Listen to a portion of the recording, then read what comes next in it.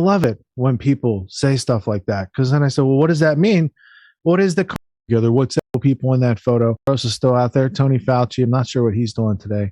And there's a couple other notable people in that photo. But let me now show the importance, because someone might say, well, they took a photo together. What's that mean? And I love it when people say stuff like that, because then I say, well, what does that mean? What is the Carnegie Foundation? What is the grammar? What is this foundation that's given this freedom award medal type thing, philanthropic organization? What is it? Oh, was it part of the Dodd report, the Reese Committee Foundation I was report? going to say, yeah, we're going to bring in found guilty Carnegie of and un-American Rockefeller. activities, along with the Rockefeller Foundation and the Ford Foundation. And it goes actually, Rich, let me just, that's a great point, because when I think the very first time I hosted by myself, I read through some of the foundations. Was it the Renee Wormser? Renee Wormser Foundations, Their Power and Influence is written by the lawyer for the Reese Committee, Renee Wormser. Very good piece of evidence. Very good piece of evidence. Go ahead. But I remember in that, so he talks about culture. He talks about affecting culture. Carnegie and Rockefeller, specifically in that book, are charged with affecting the culture. They went after the culture and wanted to turn over cultural values in America through education and weaponizing social science specifically. So there, he's complaining about how do we affect the culture. Well, here is a committee that shows that they were directly affecting the culture to bring in more sort of it was before critical race theory, but to certainly bring in a whole different. That changed the attitudes, values, behaviors, and beliefs of Americans to be more in line with the communist ideas. And I read the Soviet Union. That. That's explicitly what the internationalist, globalist, nonprofit foundations, which are not a conspiracy, they are a very real thing. This is the very real book that Tony was just referring to. And I have several copies of this book. This one you can see has a bunch of pages marked in it. This is the Dodd report, the Reese Committee on Foundations. And this always is get Norman Dodd and Reese. And this is the congressional report. Norman Dodd was the research director. You can read his foreword. You can read in 1933 to 1936, a change took place which so drastic as to constitute a revolution. They also indicated conclusively that the responsibility for the economic welfare of America had been transferred to to the executive branch of federal government. And in seeking to explain this unprecedented phenomenon, he goes through and they identify which foundations foundations use their resources for purposes contrary for which they were established. Are these resources and purposes used classed as un-American? And they go through and then they say the Ford, Carnegie, and Rockefeller foundations. They were the big three that they mentioned over and over and over again, all over that book, especially in weaponizing social sciences to change cultural attitudes in America to accept more Soviet ways. These foundations also drove the CIA, the creation of the CIA, drove MK Ultra, Operation Paperclip, all these sort of things. The Carnegie Corporation in New York, the Ford Foundation, control over human behavior. Oh my goodness, this is a congressional finding. Maybe we should actually understand what's going on. In conclusion, it seems credible that the trustees of these organizations, typically American fortune-created foundations, should have permitted them to be used to finance ideas and practices incompatible with the fundamental concepts of our Constitution. Yet there seems evidence that this may have occurred, right?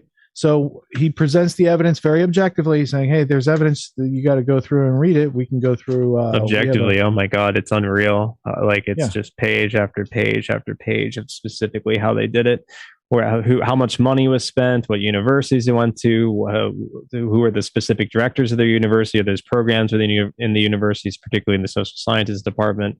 It's a scathing expose. Now, if someone like Tim or Ian were to look at Norman Dodd, the G. Edward Griffin interview, right? Ian's always talking about Federal Reserve. G. Edward Griffin's the grandfather of that movement, Creature from Jekyll Island, along with where did that come from? Secrets of Federal Reserve. Yes, right. Got it. All right, and Ed Griffin and also Stan Monteith did interviews with Norman Dodd, who created the Reese Committee report, and he was like 94, but he's a Yale graduate. He's very, very well spoken.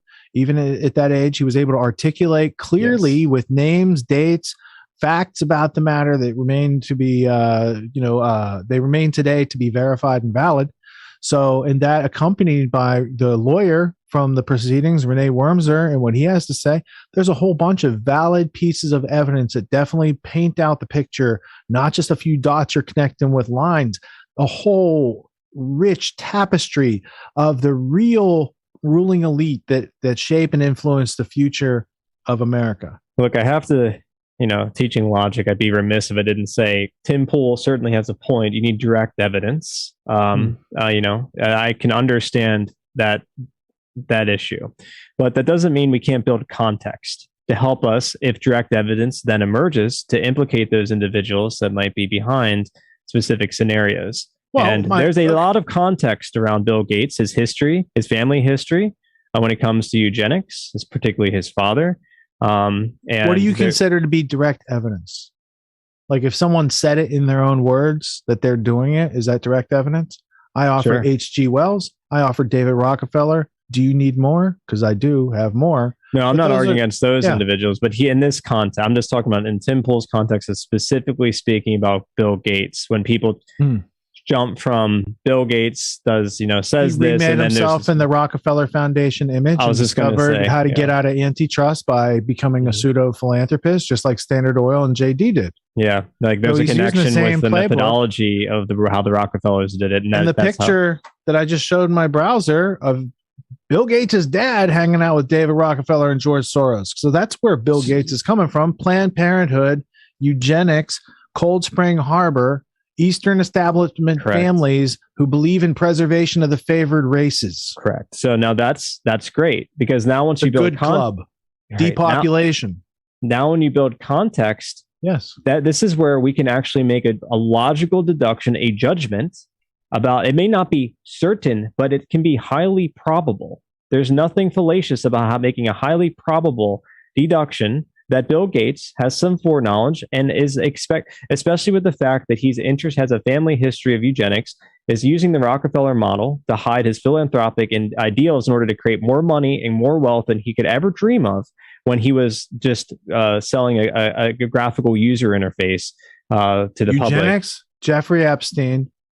Then you have the Epstein, you have the Zorro Ranch connection. There's so much. So making that logical leap, it's not here's A and here's D. If you build in all this context, it's not that crazy. The conspiracy theories aren't that crazy for making that deduction that Bill Gates seems to have a philosophy where he believes that the world is overpopulated and there's all these climate issues, all these supranational issues seem to coalesce with him, and in order to create a situation where he can then abuse national governments and control the mainstream narrative, which is interesting that the Mint News Press comes out with over 30,000 grants and $319 million to influence the media and his connections. Well, how many with vaccines. times did we see? And then if you look at the money, if you look at the beginning of the pandemic, right? How many times did we see that dude doing videos on coronavirus and vaccines and all this sort of stuff at the beginning? Were those his paid appearances on those channels? One has to ask. And if so, why so strategically to shape the policies of Tony Fauci and these other people? Because that's the culture downstream. That politics is downstream from Bill Gates's culture of right. That's exactly right. And why is Bill Gates funding the World Health Organization along with the Chinese Communist Party at the same time? And why does he support China? Why does he support the Chinese model? Why is he so adamant that the Chinese model, the way they're doing this sort of capitalism with Chinese characteristics or some bullshit, or communism, which they had some sort of stupid phrase, but he loves that. But in fact, the partner network that Microsoft employed is sort of that model where it's all controlled by Microsoft, but the partners can use the developmental framework in order to compete against one another and go and sell these products, but it's still all controlled by one central organization. Bill Gates loves that. So you're arguing it's about control. Mm-hmm. But he claims to be a philanthropist. And then I'd point to Club of Rome says they're philanthropists, and they're clearly about control. Do these people know each other? Yes, they do know each other. Do they network, Rich? Do they network? Oh, wait, you just showed a picture. Are they working on the same plan by Cecil Rhodes to take over the world? Maybe. Only if you trace it back in history would you notice. But maybe there's a common place where the stream is starting. So I need to get this on the record. This comes from a person that goes by the name, a moniker of Space Jelly. And actually, James pointed out that she's doing, I think it's a woman doing incredible work for him on his website in regards to going through a lot of these documents. And this kind of goes to just building again. We're just building out context right now. And I think this is important before people take me to task on this. So I'm going to bring this up. I think this is from 2018, United States Senate Committee on Health, Education, Labor, and Pensions. This is from January 23rd, 2018. This got sent to me today, or was posted in the COVID news for GTW subscribers. It's in the text channel labeled COVID news. Thank you again, Space Jelly and Awesome Research. But I'm just going to read the bolded parts. Now, I can't bring over my Discord because Discord doesn't allow me to remove my friends. I want people to see that. So I'm just going to go right to the sections she pointed out. It is now possible to engineer new traits into old viruses. For example, it is becoming possible to take the lethality of one virus and combine it with the contagious qualities of another virus. And last week, scientists published research showing how they synthetically could create horsepox, a close viral relative of smallpox. We don't have the oversight system we need to fully understand or manage these kinds of developments yet, either in the US or internationally. Whatever we do about this, we need to ensure that we don't slow down science that drives so many good things forward. Like, I have a question. Is that like a chimera? Just going to say the same thing like SARS-CoV-2, right? Like a chimera where you cut and paste with the no-seum technique that you learned from Ralph Barrick down at the University of North Carolina under Fauci's direction. CGG insert and the working with the bat lady, Xi Jinping. Xi Jinping. They're having a party, apparently, one of those bat caves. In the bat cave with Peter Daszak, because he's the Batman. So here's another bolded section. It is clear that hospitals do not have that capability. They are simply not equipped for those larger events, and they are living too close to the margins with just-in-time inventories to be able to surge, making the point that hospitals will not be able to do this. The U.S. government... And the U.S. government should put in place a plan for conducting research during public health emergencies to study new medicines, vaccines, and other clinical and public health interventions to gauge whether they are effective and safe. We'll see how well that's worked. I'd rather have Dr. McCullough and Bartlett and Pierre Corey and these guys developing early treatments in Zelenko than trust these people. Don't worry. Pfizer and Merck are coming out with a drug. Pfizer and Merck are coming out with it. It was the same mechanism of action as... It was Merck that had the smallpox in their freezers. But the protease inhibitor, it's the same mechanism of action as ivermectin. But ivermectin, bad. This new ivermectin, bad. Or this new Merck drug, Pfizer. Good. Yeah, right. So, and we all know about Pfizer, ivermectin.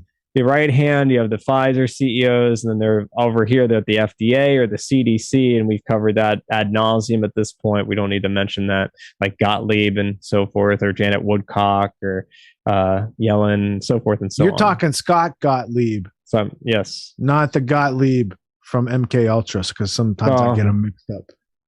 They're both into human experimentation, but it's different decades. Somehow family? Don't know. Family is Adam Curtis related to Lionel Curtis? I saw McCullough in that picture. It's different. So you got to be careful. That's for the apophenia and patternicity fallacy. David McCullough, he was a journalist back. I know I'm being facetious, but that's just to point out that Tim is right. You can be, sometimes people play the connect the dots, and they will pattern.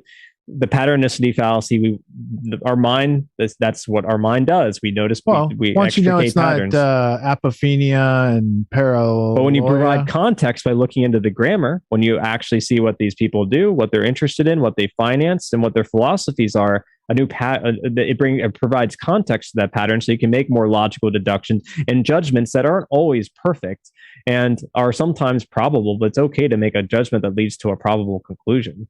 Yeah, and I think the connecting dot process is for understanding, not for like the argumentation. For example, I might have which button does it? This one. I might have connected a few dots in the past, but there's a story, and this is the raw information for that story. So if you want to know about the British conquest to recolonize America from 1781 to present, which includes the War of 1812, all these sort of things up to present, 20th century included, then they would have this as like a subtitle. And before that, you had the British Empire ruling the world and the opium subjugation of the Orient continent, all sorts of fun stuff that they were doing, working in Afghanistan to prep the land for the opium poppy crops that we inherited today in the 20-year Afghanistan war. All these sorts of things. They were delivering culture to the rich. They were benefiting the world and free trade, all the good stuff. They claimed that they had to bring, a variety of new philosophies, land ownership, theology, land ownership, taxation. It was what they called the manifest destiny. Slave ownership, all these concepts they had to introduce and formalize for these people, because but it was manifest destiny. They love them. It's humanitarian. When you hear people like the Club of Rome, they're doing it for humanitarian reasons. Bill Gates, he's doing it for humanitarian reasons. George Soros, because he loves people and he thinks he's Jesus, according to his quotes in the LA Times article. He has a messiah complex. Yeah. These people who are out there making plans for other people's freedom, I think it's not that they're good or bad. It's not that we have to just do something about it. It's just once people know that what they're seeing on TV is highly choreographed and not to help you embolden your freedom, great. Then they tune someplace else. But as long as they keep thinking that, man in the purple sweater on the stage talking about the COVID and the vaccines and on all these news channels is a legit anything. He's not a scientist. He's not even a software creator. He's a megalomaniacal millionaire who became a billionaire who now stands on a world stage because he invested a bunch of money and somehow in a Rockefeller-like legacy to control people through the medical system. And that was the legacy of the Rockefellers in the 20th century. So science-based medicine. And notice it's only about vaccine research. It's new bottles for old wine. That's exactly right. I'll finish up these quotes very quickly here. So, and the U.S. government should put in place a plan for conducting research during public health emergencies. I got that on the record. So, let's last one here. We have to press forward. We have to press forward on new approaches to flu vaccine. We certainly need to forge ahead as rapidly as is possible in the development of a universal flu vaccine, which could provide broad coverage to the range of flu threats, that could face the country. But our best flu scientists say that there are major technical challenges. Doesn't that remind us what we went over last week? It's the chicken or the egg problem with the vaccines. They need some mRNAs. That's right. New mRNAs. It will take time to develop a universal flu vaccine. Yeah, they need also new technology. And it goes on to say, we do this even. Universal flu vaccine we have code for mRNA because that's the only way they can do it. That's the only way they could do it. Yeah, that's correct. Yeah, we do this even though we have the technology to produce vaccine using modern recombinant techniques, using new production approaches. Recombinations. We looked that up a couple of weeks ago, right? Yes. Recombinant. Yes, we did. And I think it was last week, in fact. I'm almost positive. Using new production through the technology to produce vaccine using new production approaches would allow us to accelerate our response in the event of flu pandemics. It also lessen the chances just in case one happened. Only 4 every century, but just in case one happens within months of writing this paper. Okay. All right. The new threats that could inadvertently come from biological research. For example, it was announced last month that the USG moratorium for funding potential pandemic pathogen PPP research is over. This was This is January 23rd, 2018. Moratorium was up at the end of 2017. On the thing that Fauci said didn't exist in the first place, they had to end the moratorium on that. But it's ostensibly. Don't worry, Rich. It's this. They need to understand how gain of function works. For how viruses can jump from animal populations or animal reservoirs to humans. So they have a vaccine ready to go. It's all for vaccine pandemics. They're clearly they've done a great job. Just like they're philanthropists and they're humanitarians. These aren't euphemisms. No, not at all. They would never try to kill us with their kindness. And for example, it was announced that the USG moratorium for funding potential pandemic pathogen research is over. It is possible once again to apply for USG funding to study ways of making the world's most lethal viruses like H5N1 respiratory transmissible like seasonal flu. In the worst case, this could lead to the accidental or deliberate release of a novel strain of virus that could cause an epidemic or even a pandemic. I mean, glad Jesus that didn't happen. Fucking Christ. Glad it didn't happen like that. No, not at all. It came from a wet mark. It makes me feel better. Oh, man. And then last year, accidental or deliberate release of novel strain of virus that could, I think that was the last point she had highlighted. So then she goes on to talk, she gives me, or in the channel, she provides the Center for Health Security chair board. You have BARDA, DHS, DARPA, NIH, Science Board, all of these make up essentially, I guess, what make up this report by Inglesby. Let's go up and look through. Yeah, Tom Inglesby. Yeah. So, and John Hopkins, Bloomberg School of Public Health. Oh, there you go. From the people who brought you Event 201, practicing a coronavirus, novel respiratory virus pandemic in October of 2019. The people who knew there would be shortages of all this PPE and all these sort of things. And they thoughtfully went and stocked it up ahead of time as a result of doing this war game, so that America didn't have to suffer through anything, and therapeutics were widely available because Bloomberg School of Health and Johns Hopkins and Bill Gates and these people had Event 201, and they were able to prevent the pandemic and make sure that everyone was fortified with everything they needed. That is the absolute opposite of what these people did. But it's the opposite. It's the logical outcome of a meeting like that, yet they did not. I know. I wish there was. What's that thing that Ethan says to help me out? It's a magical phrase. You don't have to think about it, dude. That's it. That's it. It's a magical phrase. That's it. You know, Bill Gates just saw a news article. Don't worry, Rich. He just saw a news article. He's just commenting on a news article. Nothing to see there. I feel a lot better. I sleep better with that narrative. Maybe that's what makes Tim Pool sleep a little better too. Hey, one thing with Tim Pool is, right, Crowder does the same thing. Like, conspiracies can just be a couple of people. Yeah, we're not saying everyone. Many people who helped develop not just the mRNA. What if a group of people got together and planned to take away the property of somebody else? Is that a conspiracy? That is a conspiracy. Well, I got some artifacts for Crowder. I know. Well, the funny thing is, he's like, well, these people network together, and it's like, well, yeah, but it's only a couple. In a large organizations with 1,000 layers of complexity, wasn't that what Gatto once said? Dude, all these layers. There's nothing going on, but I could throw my cup and hit 3 Rhodes Scholars in any of the news that's in there every day. Pete Buttigieg. Zeke Emanuel, who's the doctor brother of Rahm Emanuel, who's the brother of Ari Emanuel, the Hollywood agent, who's the son of the Emanuel who was in the Irgun terrorist days of proto-Israel. There's a long history there. And then there's a whole bunch of other Rhodes Scholars. George Stephanopoulos, he's chiming in about all this stuff. Yes. You got Rachel Maddow. I was going to say the dude from MSNBC, Rachel Maddow. But dude.